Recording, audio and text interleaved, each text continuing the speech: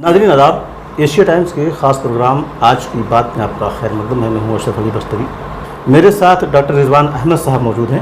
Doctor Rizwan Ahmad साहब के बारे में बता दूं कि आप नागपुर में, जो महाराष्ट्र का बहुत ही मशहूर शहर है नागपुर, आप वहाँ से हैं। वहाँ पर नागपुर यूनिवर्सिटी में आप मॉलिक्यूलर बायोलॉजी डिपार्टमेंट में आप वहाँ पर उस्ताद हैं। इनकी कई एक वीडियोज़ इस दरमियान हमने देखी, जो इन्होंने ख़ास तौर से जो वैक्सीन के बारे में जो अलग अलग तरह की रायें आ रही हैं, हिंदुस्तान के मुख्तलिफ़ हिस्सों में इसको लेकर के जो एक तरह से भ्रांतियाँ फैली हुई हैं, उन तमाम सवालों का जवाब देने की कोशिश की है। आज हमें दिल्ली में इनसे मुलाकात हुई और हमने चाहा कि इनसे गुफ्तगू करें और ये जानने की कोशिश करें कि जो आम लोगों के सवालात हैं वो कितना सही हैं और उन पर किस तरह से कितना भरोसा किया जाना चाहिए, और जो वैक्सीन के बारे में जो उसके जो फ़वाइद हैं क्या हैं। तो सबसे पहले डॉक्टर साहब, मैं आपसे आपका बहुत बहुत शुक्रिया कि आपने मुझे वक्त दिया। शुक्रिया। मैं जानना चाहूँगा कि वैक्सीन के हवाले से जो मुख्तलिफ़ किस्म से की बातें कही जा रही हैं, तो सबसे पहले तो ये बताएं मुझे कि वैक्सीन क्यों ज़रूरी है। जी, तो ये वैक्सीन के सिलसिले में सबसे अहम बात जो समझ लेनी चाहिए सभी लोगों को, वो ये कि वैक्सीन एक तरीके के बचाव का तरीक़ा है बीमारी से। अब बहुत ख़ास तौर पर जैसे वायरल डिजीज़ जितनी हैं, उनमें ख़ास तौर पे अभी जो कोरोना डिजीज़ आई है, इसमें वैक्सीन जो लोग लगाएंगे वही इससे बच पाएंगे, और वरना ये जो बीमारी होने का सिलसिला है ये चलता रहेगा और ये जो वेव्स आ रही हैं ये आती रहेगी। वैक्सीन इसलिए ज़रूरी है कि आप बीमारी से बच सके, ये बचाव का तरीक़ा है। दूसरा ये कि ये भी बात समझने की ज़रूरत है कि बहुत लोग ये कह रहे हैं कि भाई वैक्सीन लगाने के बाद भी कोरोना हो गया, कितने लोगों को हुआ, ये पहला सवाल है। दूसरा ये कि जब कोरोना हुआ तो क्या वो सीवियरिटी की तरफ गए। वैक्सीन में ये बात समझने की बात है कि वैक्सीन इसलिए ज़रूरी है कि कम से कम अगर आपको कोरोना हो भी जाता है, रीइंफेक्शन, तो भी आप मरेंगे नहीं, नॉन इन्वेसिव वेंटिलेशन NIV पे नहीं जाएंगे, सीवियर हॉस्पिटलाइजेशन की ज़रूरत नहीं पड़ेगी, इसलिए वैक्सीन ज़रूरी है। वैक्सीन के बारे में जो उसका जो मैन्युफैक्चरिंग का जो तरीक़ा है, कई तरह की बातें कही जा रही हैं कि हराम और हलाल की बात कही जा रही है कि उसके अज्जा जो उसको तैयार किए जा रहे हैं उसको लेकर के एक हेजिटेंसी है कि साहब उसमें हराम मादे का इस्तेमाल किया गया है। इसको ज़रा सा वजाहत करें आप।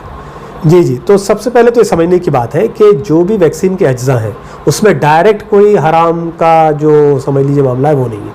जैसे कह रहे हैं कि सूअर की चर्बी मिलाई हुई, नहीं, एनिमल सोर्स से यानी हैवानी मंबा से, उसकी वो हैवानी मंबा गाय बैल कोई भी हो सकता है, उसके अंदर से 3 लिपिड एक्सट्रैक्ट किए गए। उन लिपिड्स के अंदर से एक और लिपिड या इस तरह से लेकर, आप मान लें आप सादी भाषा में अगर आम जुबान में समझिए तो वो यूज़ किया जा रहा है। अच्छा, बहुत सारी वैक्सीन में तो ये हो भी नहीं रहा है ना।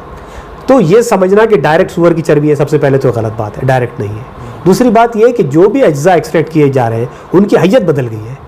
तो जो इस्लाम की बुनियादी समझ लीजिए फ़िक़्ह का उसूल है कि भाई जब तब्दील हो जाती है हैयत तो फिर उसकी हुर्मत जो है बाकी नहीं रहती। दूसरी बात है कि इसके बावजूद भी तमाम उलमा काउंसिल्स ने, शरिया काउंसिल जो यहाँ की है दिल्ली में, उसके अलावा इकना जो Islamic society for North America, ISNA है Islamic circle of North America, Canada की बहुत सारी मुस्लिम organisation, even Saudi Arabia, Malaysia और इंडोनेशिया, यहाँ के तमाम उलमा इकराम ने बिल इत्तेफाक इस बात को कहा है कि इंसानी जान बचाना इस्लाम के नज़दीक सबसे ज़्यादा ज़रूरी है। और इसके लिए हालांकि इसमें भी डायरेक्ट सोर्स से नहीं है शामिल, लेकिन अगर इसके लिए करना भी पड़े तो भी ये जायज़ है। तो इसलिए इस तरह की हेजिटेंसी समझना कि हराम है हलाल है, जबकि तमाम सऊदी अरबिया, मलेशिया, इंडोनेशिया से इसके फतावा आ चुके हैं कि ये लगाई जा सकती है।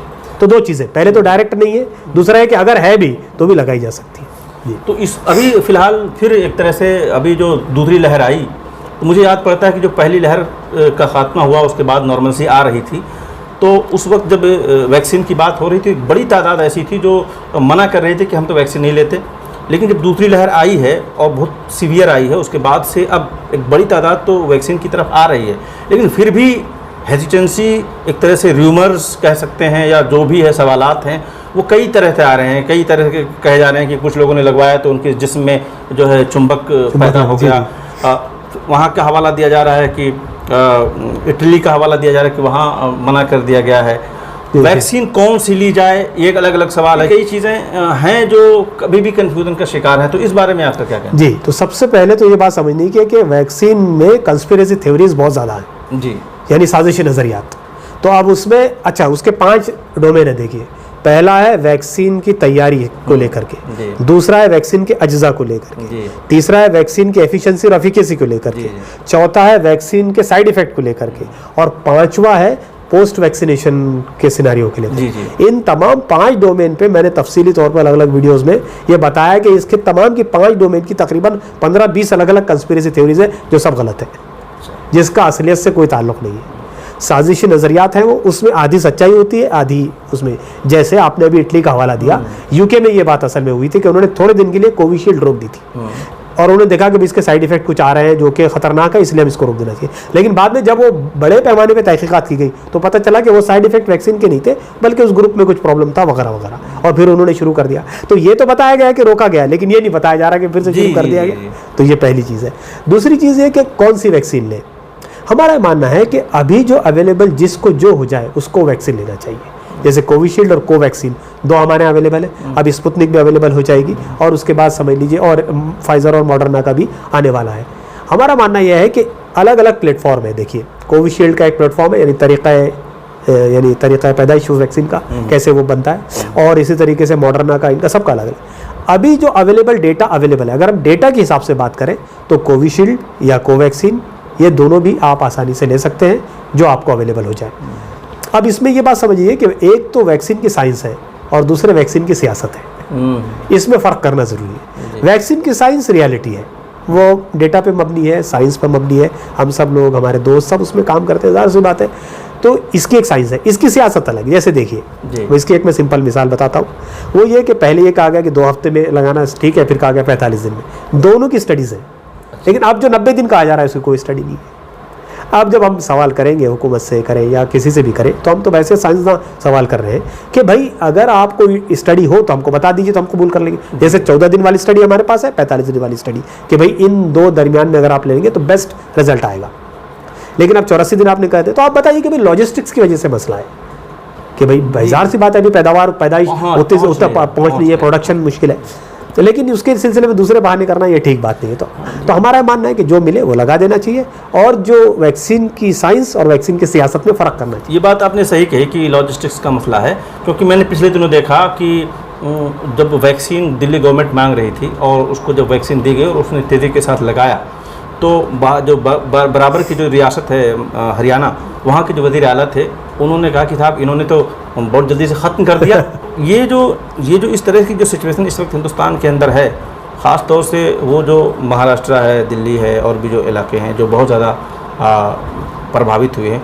महाराष्ट्र के बारे में अगर आप कुछ बता सकें कि वहाँ की अभी सिचुएशन क्या है वैक्सीनेशन की। तो सबसे पहले तो ये बता दें कि Maharashtra is one of the best, यानी जहाँ पे वैक्सीनेशन का programme one of the best वहाँ पे चल रहा है। अगर उसके आंकड़े आप देखें तो वो आपको पता चलेगा। वैक्सीन हेजिटेंसी महाराष्ट्र में भी है, ख़ास तौर पे हमारे मुस्लिम भाइयों में है, दलित और पिछड़े भाइयों में भी है, और बहुत सारे लोगों में भी है। देखिए ये समझना कि वैक्सीन हेजिटेंसी सिर्फ मुसलमानों में ये गलत बात है, बिल्कुल सही। ये अक्रॉस सेक्शन होता है, बिल्कुल सही। तो वैक्सीन हेजिटेंसी वहाँ भी है। लेकिन सेकंड लहर में जब लोग बहुत बुरी तरह मरने लगे, तो अब आपको अगर आप देखें नागपुर टाइप करके नागपुर वैक्सीनेशन, तो हॉस्पिटल जो प्राइवेट दे रहा है वहाँ पर एक हॉस्पिटल, उसके आगे किलोमीटर तक लाइन लगी हुई है वैक्सीन लेने वालों की। तो ये भी चीज़ है। इब्तिदा में बहुत स्लो था, लेकिन अब हालत ये है कि वैक्सीन जल्दी जल्दी ख़त्म हो जा रहा है और मिल नहीं रहा है। तो अब वैक्सीन हेजिटेंसी कम ज़रूर हुई है, लेकिन अभी भी उसका असर बाकी है मुसलमानों में, लेकिन अभी भी वो स्लो है। इसका इकरार करने में हमको कोई वो नहीं होना चाहिए, कोई शर्म नहीं होना चाहिए। हम कोशिश करेंगे, अवेयर करेंगे हमारी कम्युनिटी को, हमारी बातों से, तकरीरों से, सेमिनार से, लोग उलमा आगे आएँ वो बताएं। और अभी तो इस तरह का एक चीज़ नागपुर में कल ही हमारे एक साथी कह रहे थे कि नागपुर में इस तरह का एक वो स्टेप ले रहे हैं कि तमाम उलमा को जमा करके वैक्सीन के बारे में मालूमात दे रहे हैं। हो सकता है मुझे भी उस प्रोग्राम में बुलाएंगे। तो हमारा मानना यह है कि वैक्सीन हेजिटेंसी अभी तो है, लेकिन उसको और दूर करने की ज़रूरत है, और मुसलमान कम्युनिटी में है और दूसरी कम्युनिटी में। अच्छा, ये इससे बात आई, मुझे याद आता है कि सन 2000 की बात होगी कि उस वक्त पोलियो बहुत सीवियर था और हम तालिब इल्म का ज़माना था। तो उस वक्त हम देख रहे थे कि पोलियो वैक्सीन ना लगाने के लिए बहुत एक कंस्पिरेसी थ्योरी काम कर रही थी, और पोलियो की गाड़ी को भगा दिया जाता था, पत्थर मारते थे, बहुत मुश्किल होती थी। और फिर उसमें उलमा का साथ लिया गया, यूनिसेफ ने बड़े पैमाने पर कम्युनिटी लीडर्स का साथ लिया और उनके ज़रिए से उस पर काम किया, और बाद में देखा गया कि पूरी तरह से बेहतर हुआ। इस तरह की कोई चीज़ आप महसूस करते हैं? अब तो डिजिटल मीडिया का ज़माना है, सोशल मीडिया का ज़माना है, लोग कर भी रहे हैं, आप तमाम लोग कर रहे हैं, और किस तरह से इस हेजिटेंसी को कैसे और क्लैरिफाई किया जाए कि लोग एतमाद के साथ जाएं? एक तो होता है कि हाँ ठीक है कर लेते हैं, एतमाद के साथ जाएं, और जा करके वो वैक्सीन लें? जी, मेरे ख्याल से वैक्सीन हेजिटेंसी को दूर करने के लिए 3 दर्जों पे काम होना चाहिए। ठीक है। पहला दर्जा तो जो हमारा जनरल मीडिया है, इसके ज़रिए से हम घरों घर इस बात को पहुंचाने की कोशिश करें। ये होम लेवल में इसको कहता हूँ। दूसरा कम्युनिटी लेवल का है, जिसकी बात तस्करा आप अभी कर रहे हैं। तो कम्युनिटी लेवल पे ये इंपॉर्टेंट बात है कि हमारे कम्युनिटी लीडर्स, वो चाहे उलेमा, हमारी लीडरशिप चूँकि डिवाइडेड है, हमारी पॉलिटिकल लीडरशिप अलग है, हमारी रिलीजियस लीडरशिप अलग है। तो रिलीजियस लीडरशिप हो या पॉलिटिकल लीडर, दोनों लीडरशिप को साथ में आकर के कम्युनिटी लेवल पर, और ये कम्युनिटी जब मैं कह रहा हूँ तो ये मुसलमानों को, दलित, इवन ब्राह्मण, सारी कम्युनिटीज़ की बात है, तो इस पे ये लेवल पे आके लोग काम करें। तीसरा ये पॉलिटिकल लेवल पे, जो इंस्टीट्यूशनल लेवल मैं कहता हूँ। तो पहला होम लेवल हो गया, दूसरा कम्युनिटी लेवल, और तीसरा इंस्टीट्यूशनल लेवल। इंस्टीट्यूशनल लेवल से गवर्नमेंट और सारे इदारे मुराद है। जैसे गवर्नमेंट सब लोगों को अपने एतमाद में ले और कहे कि देखो इतनी बड़ी पॉपुलेशन है, उसको बनाने के लिए टाइम लगेगा, हम सब मिलकर करते हैं। आज आपको डोज दे रहे हैं, ये डोज 40 दिन में लेंगे आप तो भी अच्छा है, 80 दिन में लेंगे तो भी कोई प्रॉब्लम नहीं है, क्योंकि तो आपको बूस्टर डोज माना जाता है। पहली डोज से आपको कुछ ना कुछ प्रोटेक्शन मिल जाता है, तो मिलजुल के इसको। लेकिन अगर आप उस पर सियासत जब होने लगेगी तो मसला हो जाएगा। तो इंस्टीट्यूशनल लेवल पे सबसे पहले ट्रांसपेरेंसी है, वो मेंटेन रखी जाए, ओपननेस मेंटेन रखा जाए, तो फिर होगा ये कि लोगों में एतमाद बढ़ेगा। ये 3 लेवल पे मेरे ख्याल से इसको काम अभी जब कोरोना की जो दूसरी लहर आई और जिसमें बहुत बड़े पैमाने पर तबाही हुई है, तो उसमें एक तरह से हमारे हिंदुस्तान का जो एक तरह से सेहत का निज़ाम था पूरी तरह से कोलैप्स हो गया। पूरी दुनिया ने देखा और लोग अपने घरों में एक तरह से जो इलाज करने लगे अपने मरीज़ों का, खुद ही ऑक्सीजन लगाने लगे और ख़ुद ही वेंटिलेटर मतलब बनाने लगे, तो इस तरह की चीज़ें होने लगीं। तो अब उसमें एक चीज़ ये भी देखने में आई, बाद में पता चला, लोग बता रहे हैं कि जो घरों पर ऑक्सीजन लगाया गया, जिन्हें नहीं लगाना चाहिए था उनको भी ऑक्सीजन लगा देगा, उसका डोज़ क्या होना चाहिए था वो नहीं समझा गया। उस परेशानी के आलम में हर आदमी यही समझ रहा था कि ऑक्सीजन लगा देने से हमारा मरीज़ बच जाएगा। तो क्या आपको लगता है कि वो जो आधी अधूरी जानकारी थी, जो सेल्फ मेड डॉक्टर्स अपने तौर पर हर आदमी बन गया, उससे एक बड़ा नुकसान हुआ है? बेशक बहुत बड़ा नुकसान हुआ है और इसको कबूल करना चाहिए। नुकसान इसलिए भी हुआ है कि व्हाट्सएप यूनिवर्सिटी और फेसबुक यूनिवर्सिटी से जो मालूमात पहुंची, यानी लोगों ने हर तरह के काढ़े पिए, उससे बहुत सारों का लीवर में डैमेज हुआ होगा, हमको नहीं मालूम है ना, किडनीज पे असर पड़ा होगा। हम ये नहीं कह रहे कि पूरे का पूरा बर्बाद है, पूरा का पूरा ख़राब है, लेकिन बगैर किसी आप अगर काढ़ा पीना है किसी आयुर्वेदिक डॉक्टर से कंसल्ट कीजिए। लेकिन कुछ काढ़े बनने लगे और फिर फेमस होने लगे और फिर लोग पीने लगे, और आप ये समझ लीजिए कि लोगों में रिजल्ट भी आए, लेकिन वो रिजल्ट नहीं थे, इसलिए कि हर 100 में से 98 लोग चाहे इलाज करें न करें वो अच्छे हो जाएंगे।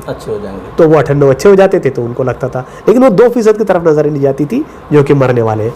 तो कोरोना से डेथ रेट का 2%। हम ये समझते हैं कि डेफिनेटली इंडिया का जो हेल्थ सिस्टम था वो पहले भी वेल प्लेस्ड नहीं था, इसको मानना चाहिए, और वो कोलैप्स हुआ और वो कोलैप्स होना ही था।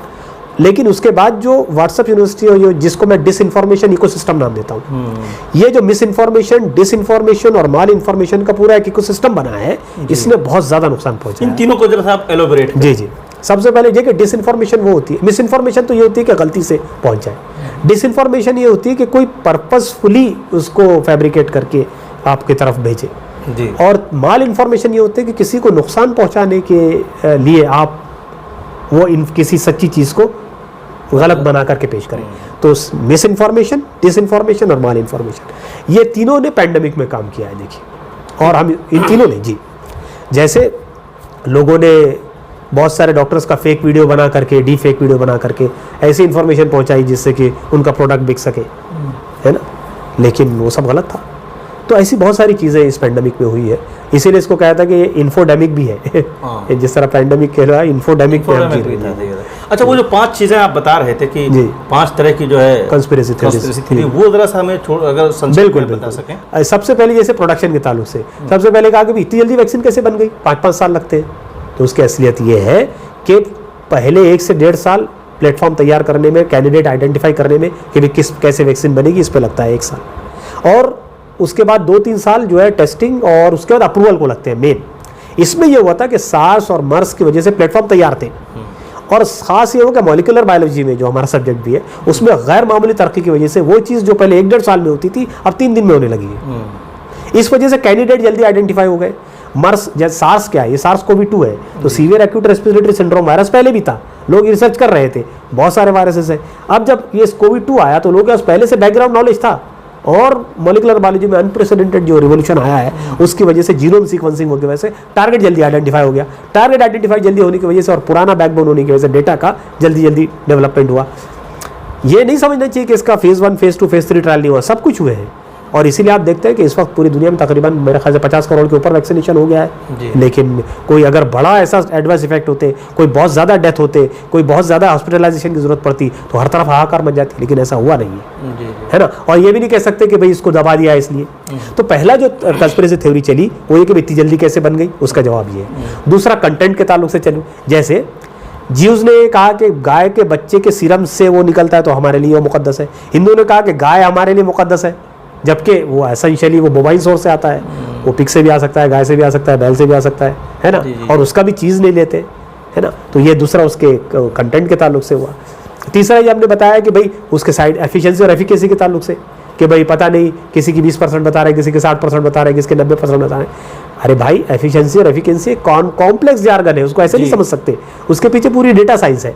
मेनली ये मान लेना चाहिए कि अगर एक बार आपने ले ली एक वैक्सीन तो आप इन्फेक्शन से भले ही ना बचे लेकिन आप हॉस्पिटलाइजेशन से बच जाएंगे जी। तो ये बात तो ये उसके समझ ली एफिशिएंसी एफिकेसी के ताल्लुक से हुई। अच्छा, बहुत सारे लोगों ने कहा कि भाई तो ये 3 बड़ी बड़ी चीज़ें जो मैंने बयान करी, तो इस तरह से और भी कंस्पिरेसी थ्योरीज आई कि भाई अब जैसे ये पोस्ट वैक्सीनेशन जैसे मैंने कहा कि चुंबक लग रहा है ना, अब इसका कोई रियलिटी नहीं है। एक कंस्पिरेसी थ्योरी उसके ताल्लुक से आई थी कि बिल गेट को उसको जो है कवर करेगा और हमको गुलाम बनाने की साजिश है। मुसलमानों में खासतौर पे कंस्पिरेसी थ्योरी आई उसके कंटेंट के ताल्लुक से, जैसे मैं बयान कर रहा था कि भाई ये बांझ कर देगा हम लोगों को। अरे भाई वो जो तजर्बा हुआ था किसी और वैक्सीन का था, वो चूहों पे था, जबकि उसके बाद उसको बंदरों पे ट्रायल किया गया तो पता चला कि कोई बांझ नहीं हो रहे। तो ये जो हाफ बेक्ड नॉलेज आती है वो इसको मिस इन्फॉर्मेशन। अच्छा, बांझ की जो थ्योरी है जी वो हमारे यहाँ सबसे पहले पहुँचती है। जी जी, पोलियो के ताल्लुक से भी ये कहा गया था। जी, बहुत मजबूत थ्योरी थी ये किताब, ये ऐसे ही हो जाएगा, आने वाली नस्लें जो है बांझ हो जाएंगी। तो हमें सबसे ज़्यादा अपनी आबादी को लेकर के हम बहुत ज़्यादा कॉन्शियस रहते हैं जी जी। और एक चीज़ ये है कि अगर मैं आप जमात इस्लामी से आपका ताल्लुक़ है, तहरीक इस्लामी फ़िलहाल अगर मैं कहूँ कि इस पूरे पैंडेमिक में बहुत अच्छा रोल अदा किया SIO के नौजवानों ने, जहाँ तक मुमकिन हो सका उस वक्त इंफॉर्मेशन वेरीफाइड इंफॉर्मेशन पहुँचाने की कोशिश की गई, उस वक्त जब बहुत ही सीवियर मामलात थे कि कहीं से हाहाकार मची हुई थी जिस प्लेटफॉर्म पे जहाँ पे लोग अवेलेबल थे। अब इस वक्त जो एक तरह से वैक्सीन के ताल्लुक से क्या कुछ तैयारियां, मैं अगर आपको कहूँ, अगर आपके पास कोई जानकारी है, किस तरह से चीज़ें पहुँचाई जा रही हैं, की जा रही हैं, लोगों को एजुकेट और एम्पावर किया जा रहा है? जी जी। तो सबसे पहले तो आप जानते हैं कि जमात इस्लामी पूरे इंडिया में काम करती है, तो बड़ा पैन इंडिया एक बड़ा नेटवर्क है इन लोगों का। तो ज़ाहिर सी बात है उस नेटवर्क में लोकल लेवल से लेकर के स्टेट लेवल की पूरी एक हायरार्की है। तो सबसे पहले तो हो रहा ये है कि सबसे पहले ऑफिशियली इस बात को बार बार मेरे जमात ने भी, यानी जो हेड है, और उन्होंने भी, दूसरे लोगों ने भी, जो हमारी रीजनल लीडरशिप है, उन्होंने भी ये बात कही कि भाई सबसे पहले तो इसको आप सच माने, ये बीमारी है, ये वायरस है, और ये बनाया गया हो, छोड़ा गया हो, जो भी है, लेकिन वो बीमारी है, वो वायरस है। तो ये सब चक्कर मत पड़िए कि किसी ने बनाया छोड़ा, जो भी है, लेकिन अब तो है ना। तो सबसे पहले ये मैसेज दिया गया। तो ये रीजनल लीडरशिप से भी गया, नेशनल लीडरशिप से भी गया। फिर उसके बाद जो खिदमत खल्क का इस्लामी तस्वुर है उसके तहत बेपनाह काम किए गए, और उसमें हम जानते हैं कि हमारे बहुत साथियों की जान भी गई है, तो अल्लाह उनको जन्नत दे उनकी इस उसके लिए। और तीसरे लेवल पे जो काम किया गया कि जैसे जो भी लोकल यूनिट्स थे वहाँ हर जगह, हर इसमें खुद मैंने तकरीबन सैकड़ों लेक्चर्स दिए होंगे कि भाई अवेयरनेस के लिए, और आप जानते हैं कि उससे फिर जमात की अवेयरनेस होगी, उससे फिर पब्लिक को अवेयरनेस पहुँचाई गई। तो अवेयरनेस का काम किया गया कि भाई वैक्सीन रियल है, वायरस रियल है, लगाना चाहिए, ये सब चीज़ें जो एक पॉजिटिव चीज़ की तरफ लोगों को बुलाया गया, ये किया गया। फिर ये कि जमात इस्लामी का ऑफिशियल स्टैंड डिक्लेयर किया गया कि हम इसको वायरस मानते हैं, इसको डिजीज़ मानते हैं, वैक्सीनेशन रियल है, आप करवाइए। और इसके लिए, और आप जानते हैं कि SIO एक बड़ी कैंपेन लॉन्च करने जा रही है, हो सकता है आप तक भी बात पहुँचे। वो ये करेंगे कि भाई वो बूथ लेवल पे, नीचे के लेवल पे तमाम जो है जहाँ पर रीच नहीं है वहाँ पर वो लोग काम करेंगे कि भाई वैक्सीनेशन लोग लें। तो ये बहुत बड़ा काम जी। मैं आखिर में आपसे एक बार फिर दरख्वास्त करूंगा कि एक एक्सपर्ट होने के नाते आपने, जैसे कि आपने बताया कि सैकड़ों ऐसे प्रोग्राम अटेंड किए लोगों को अवेयर करने के लिए, हमारे दर्शकों को आपका पैगाम इस पूरे मामले में क्या है? जी जी। तो सबसे पहले तो ये आप समझें कि ये डिजीज़ रियल है, ये बीमारी रियल है, ये फ्लू लाइक नहीं है जैसे लोग समझते हैं। ये सबसे पहले तो इस बीमारी को असल माने। दूसरी बात कि अगर कोई बीमार हो जाए तो घबराने की, डरने की ज़रूरत नहीं है। इसका डेथ रेट 2% है, 2% है सिर्फ, तो इसकी पूरी चांसेस है कि आप बच सकते हैं। असल ये है कि आप घरेलू टोटके ना करते हुए फ़ौरन डॉक्टर से कंसल्ट करें। ये दूसरी बात है, मतलब पैनिक ना हो। पहली बात तो इसको रियल माने बीमारी को, दूसरी बात अगर हो जाए तो पैनिक ना हो। तो तीसरी बात ये कि जो वैक्सीनेशन की ड्राइव चल रही है, लोग इसको ज़रूर लें। वैक्सीनेशन जब तक पूरा नहीं होगा 60 से 70% लोगों का, देखिए ये बात मैं कहना चाहूँगा, थोड़ी सी बड़ी हो जाएगी लेकिन जरूर कहना चाहूँगा कि इस वायरस को अपने इकोसिस्टम से निकालने के दो ही तरीके हैं। एक तरीका ये है कि कम से कम 60 से 70% हमारी आबादी इससे मुतासिर हो, जितने मरने हैं मर जाए। इसका डेथ रेट 2% है, 60%, 60 करोड़ लोगों में से लगा लीजिए कितने लोग मरेंगे। अभी सिर्फ 2-2.5 लाख मरे हैं, तो ये हालत हो गई, ये हाहाकार मच गई। तो एक तरीका ये है कि लोग इन्फेक्टेड हो और फिर जितने मर रहे हैं मर जाएं, और फिर बाकी लोग जो है हर्ड इम्यूनिटी आ जाए।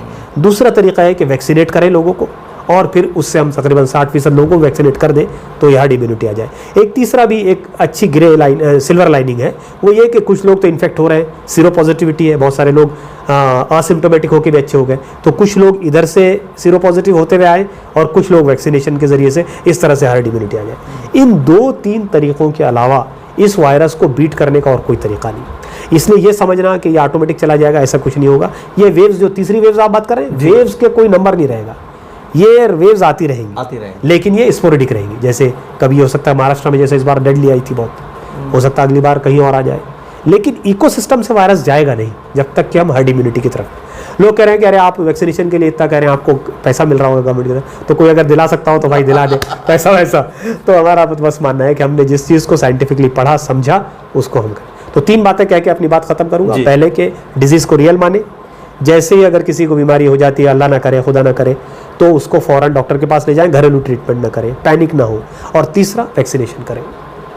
जी, ये 3 बातों से। जी बहुत बहुत शुक्रिया डॉक्टर साहब, आपने मुझे वक्त दिया। और नाजरीन, ये थे डॉक्टर रिजवान अहमद साहब जो हमें बता रहे थे कि इससे बचने का सिर्फ एक ही तरीका है कि वो वैक्सीन हम तमाम लोग लगा लें, और बड़े पैमाने पर अगर वैक्सीन लग जाती है तो सबसे आसान तरीका यही है इसको बचने का। वरना जो उन्होंने बताया कि किस तरह से एक तरह से लोगों को छोड़ दिया जाए कि बीमारी आए और बड़ी तादाद में लोगों को ख़त्म करे, उसके बाद फिर इस तरह की चीज़ें होंगी। तो इसलिए बेहतर यह है कि हम जो कुछ भी डॉक्टर्स बता रहे हैं, जो भी इसके एक्सपर्ट्स बता रहे हैं, हमें और आपको उस पर भरोसा करना चाहिए, और वैक्सीन का जब भी जहाँ मौका आए मुझे और आपका, तो हमें उसको लेना चाहिए। आज बस इतना ही, बहुत शुक्रिया।